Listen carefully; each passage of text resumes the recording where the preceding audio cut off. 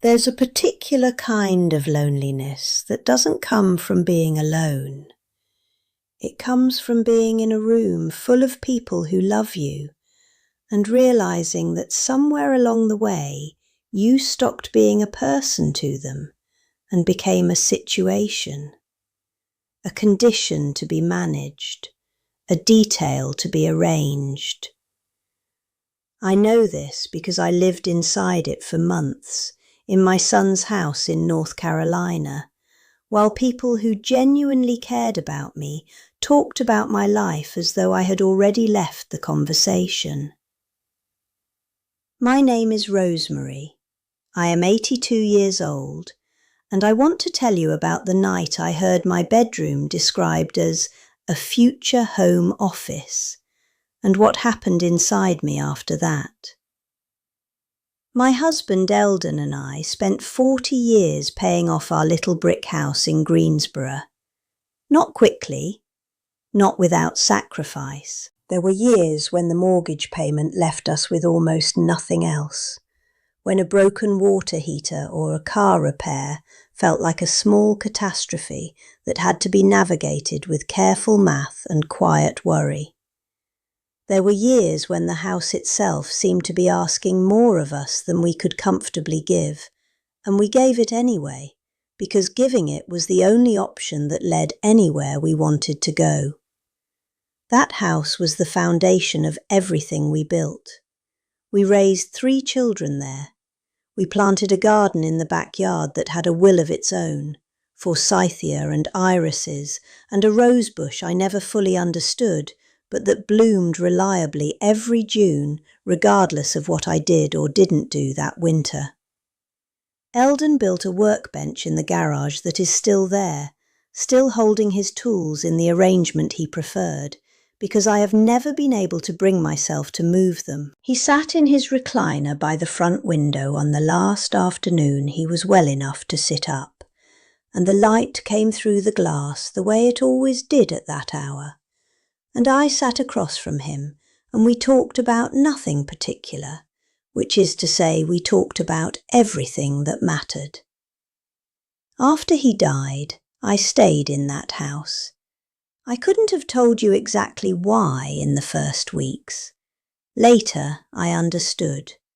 It was the last place where the full weight of our life together still lived in the walls and the floors, and the unchanged arrangement of things. Leaving would have meant finishing a sentence I wasn't ready to end. When my surgery left me struggling to walk without help, Daniel said I should come stay with him and his wife Kathleen until I got my strength back. He said it with such certainty, such warmth, such obvious love, that I agreed before I could think carefully enough about what I was agreeing to. I packed 2 suitcases, arranged for my neighbour Barbara to check on the house, and told myself it was temporary. I believed it. I needed to believe it, the way you need to believe a difficult thing will be over soon in order to get through it at all. If you've ever felt yourself slowly becoming invisible in a house full of people who love you, subscribe to this channel and tell me in the comments where you're watching from tonight. You may be less alone in this than you think. The first weeks, Daniel and Kathleen were genuinely tender with me. They brought tea to my room without being asked. They reminded me to take my medication with the kind of patient consistency that I recognized from years of doing the same for Eldon. Daniel helped me down the stairs one careful step at a time, his hand under my elbow, unhurried, asking nothing. I thanked them constantly, sometimes 2 or 3 times for the same thing. I apologized whenever I needed assistance standing up from a low chair, or took longer than I felt I should in the bathroom, or asked for something to be repeated because I hadn't quite caught it the first time, or simply moved through a doorway more slowly than the person behind me might have preferred. I was so thoroughly determined to be a good guest in their home that I turned gratitude into a reflex, said thank you so frequently and so automatically that the words began to feel like a form of self-erasure, a way of continuously shrinking myself toward the size of someone who was easy to have around, who required very little, who could be accommodated without inconvenience. I told myself this was consideration. Looking back, I see more clearly what it actually was. Then, gradually, something changed in the texture of ordinary days. Not suddenly, not in any way I could have pointed to and named clearly, more like weather. The slow accumulation of small shifts that you don't notice individually, but that together make the atmosphere different from what it was before. Conversations began to happen around me rather than with me. At dinner, Daniel would say to Kathleen across the table, she probably shouldn't eat too much salt, while I was sitting directly across from him holding my fork. Plans for the weekend would be discussed with a passing mention of whether she could handle the activity, as though I were a third party whose limitations needed to be factored in, rather than one of the people who might simply be asked. None of it felt cruel in the moment. That was what made it so hard to name. It felt practical. It felt like the ordinary language of people trying to take good care of something that required care. Every day brought another small thing. Kathleen began choosing my clothes because buttons were too frustrating now, said with real kindness, the kindness of someone who wanted mornings to be easier. My grandchildren lowered their voices around me in the way that people lower their voices in hospitals, as though age had made my understanding delicate rather than merely slowing my body. Daniel began answering questions that people directed at me before I had a chance to open my mouth, not because he thought I couldn't answer, but because he had grown so accustomed to speaking on my behalf that it had become automatic, like a translation service I hadn't requested. Have you ever experienced that, being loved carefully and thoroughly, and still feeling like you're slowly being spoken past? Tell me honestly. The evening that changed things came during dinner, in the middle of a perfectly ordinary meal. Daniel was passing the potatoes, talking easily about the week ahead, and he said to Kathleen, not to me, to Kathleen, that he had been thinking they might convert the downstairs bedroom back into a home office, once Mum figures out what the next step is.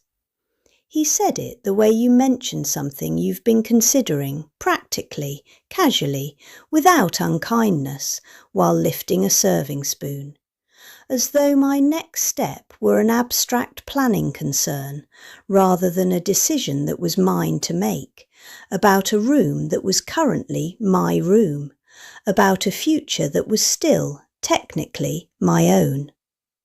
Something inside me went very still. Not upset in the ordinary reactive sense, not the feeling of being insulted or wronged or even particularly noticed. Something stiller than that. Something that was almost the opposite of upset. A kind of cold clarity that came from finally letting myself see something I had been averting my eyes from for months. I sat there holding my fork and I looked at Daniel passing the potatoes, and I let myself understand, without softening or excusing it, what had been happening in that house. I had accepted every interruption, every decision made quietly on my behalf without consultation, every careful, patient tone, every conversation that happened in my presence but not with my participation. I had accepted all of it because I had constructed an equation in my mind that I had never quite stated out loud, but had been operating by for months. that needing help meant agreeing, as part of the unspoken terms of the arrangement, to gradually step back from the business of my own life, that gratitude was the price of care, and the payment required a certain measured surrender of opinion and preference and presence. Sitting at that table, hearing my future mentioned in the same breath as "pass the potatoes," I felt the equation expose itself for what it was. Not a kindness I had been offered, a position I had accepted, incrementally, without ever being asked to accept it outright. And I understood, as clearly as I had understood anything in my life, how much of myself I had slowly, willingly, continuously given away. That night I barely slept. Not from distress, not from the particular agitation of someone who has been hurt and can't stop replaying the hurt. More from thinking, from the unusual, focused, slightly exhilarating sensation of thinking clearly about something I had been avoiding thinking about clearly for a long time. I lay in that downstairs room, the room that was already being mentally measured for office furniture, and I thought about who I had been before I arrived here, and who I had become in the months since, and how those two women were not quite the same woman, and what the difference between them was. I had been, my whole life, the kind of person who believed that strength meant not requiring things from people, that asking for help was a kind of weakness, and needing help continuously was a kind of imposition, and that the gracious response to imposition was gratitude offered consistently, and effacement practiced diligently. I had applied this belief to the situation I was in, and it had made me easy to manage. It had made me, without anyone meaning this and without me meaning it, progressively smaller. A version of myself that was quieter and more accommodating and less present with every passing week, because that was the shape that fit most smoothly into the household around me. By morning something had shifted in me, not toward anger, not toward bitterness or resentment, none of which would have served me or anyone else, toward something quieter and more durable than those things, a refusal, small but solid, a quiet, clear, entirely personal refusal to continue disappearing into the convenience of the arrangement. Over the next several weeks, I began reclaiming small pieces of myself without announcing it to anyone. I called the physical therapist's office and scheduled my own appointments, which I had previously let Daniel do. I started taking short walks alone with my cane in the mornings, despite Daniel's gentle insistence that I wait for someone to go with me. And those walks were the best part of each day. 30 minutes of moving through the neighbourhood at my own pace, looking at other people's gardens, breathing outside air that no one was monitoring.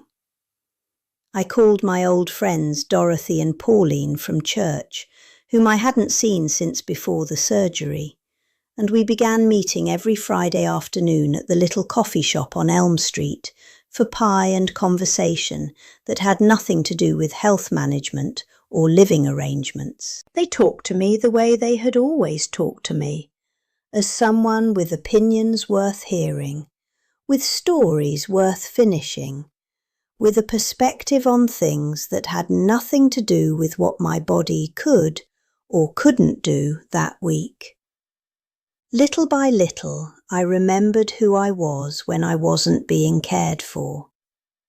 Then one evening, while the family was discussing summer vacation plans at dinner, Daniel said to Kathleen, in the same casual planning voice he'd used about the Home Office, that they would have to figure out what to do with her while they were away. I picked up my napkin. I held it for a moment, feeling the weight of what I was about to say, and then I folded it once, calmly, and set it beside my plate. And then I said, quietly enough not to startle anyone, in the steadiest voice I had used in months, "You could start by talking to me instead of about me."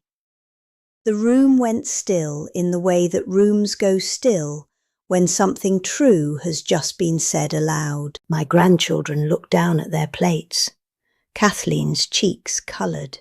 Daniel's face moved through a brief sequence of expressions before landing on a defensive version of concern. He said they were only trying to help, only trying to take care of things.